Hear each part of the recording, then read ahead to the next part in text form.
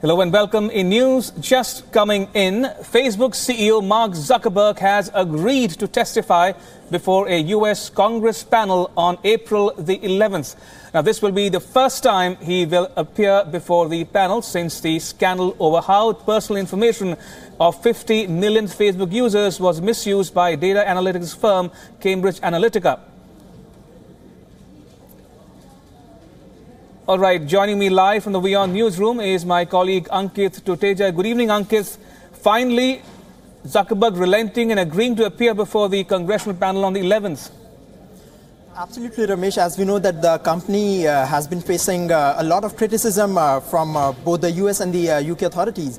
And we need to understand that the European Union is going to come up with a new data protection law from next month. And Facebook is going to stick to the new regulation. And interestingly, if it doesn't stick to the new regulation, it could face a fine of, say, up to 4% of its total revenue. So, of course, Facebook has no choice but to stick to the new regulation and data protection laws in the European Union. Also, Ankit, very quickly, can Facebook and Zuckerberg alike restore confidence in its policies and regain credibility of the users going forward?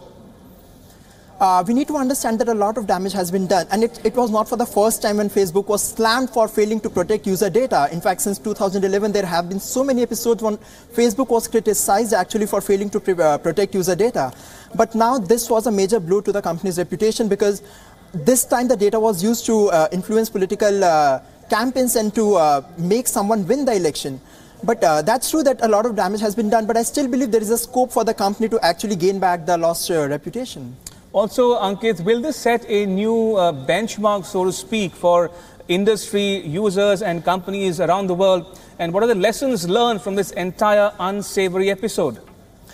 So, Ramesh, one thing we need to understand is companies like Facebook and Twitter, they are no longer just social networks. They now behave like media outlets, as we always talk about.